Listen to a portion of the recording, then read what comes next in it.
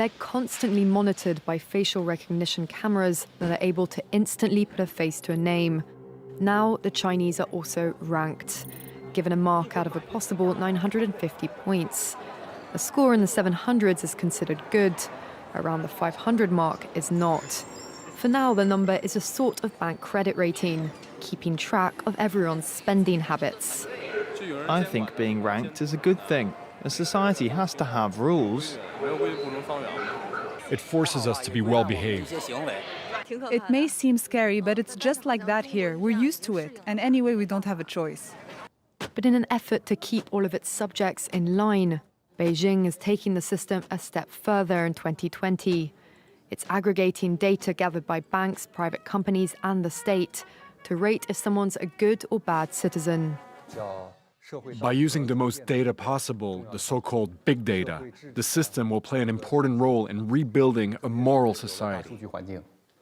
The state will go over every detail of a person's life with a fine-tooth comb. Their financial situation, spending habits, career, even behavior on social media.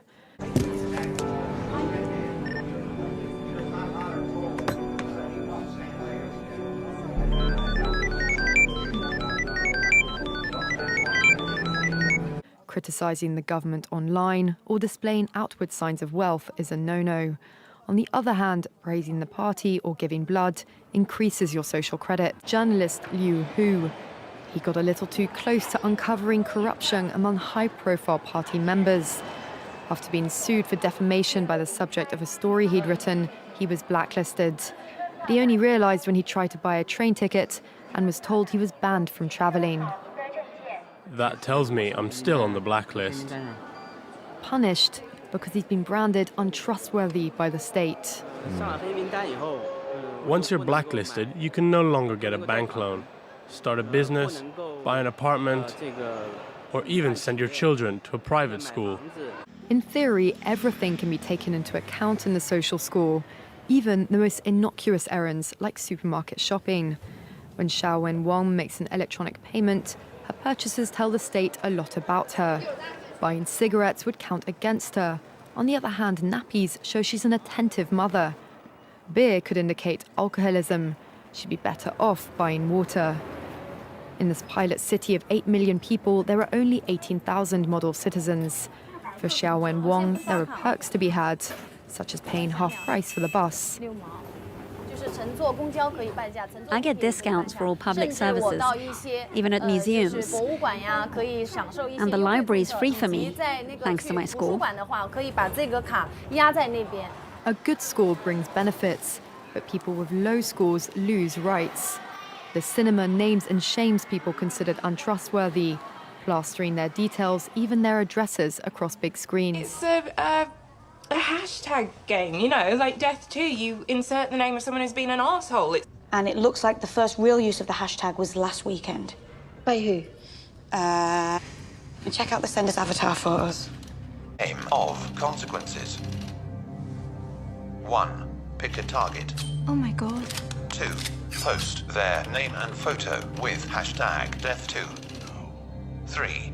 Most popular target will be eliminated after 5 p.m. each day. It's a matter of principle. Those people have to be condemned. Those people aren't honest, so they have to pay the price. It's only right to pay your debts. You have to blacklist those that don't. The Supreme Court has created a blacklist for so-called bad citizens, those whose ratings have dropped to 0.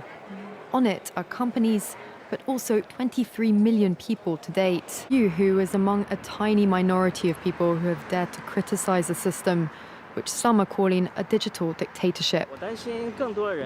I worry, because I think many people like me will be deprived of individual freedoms, and all of us will live with restrictions of one kind or another. Could you just rewind me the last 24 hours? Quad speed there for me, please.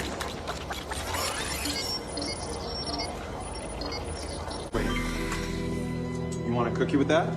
If you want a vision of the future, look at China today. A system that is invasive, a system that eliminates freedom of thought. You are blacklisted from society for challenging corruption. This is what the new world order will look like. This will eventually be The new normal.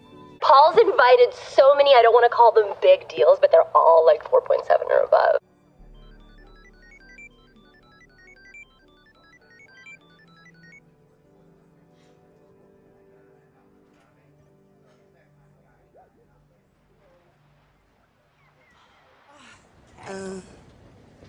That's reserved for members of our Prime Flight program. You gotta be a 4.2 or over to qualify. Oh, I'm a 4.2. I'm afraid you're actually a 4.183. There's just nothing I can do. Christ, I mean, surely. I'm gonna have to ask you to moderate your language then. I'm maid of honor. I cannot miss this wedding. And I am so sorry about that. Can you call the supervisor? I cannot do that. Can you just call the supervisor? I cannot do that. Call the fucking supervisor. Okay, that's profanity. We're zero tolerance on profanity. I'm sorry. I'm so sorry.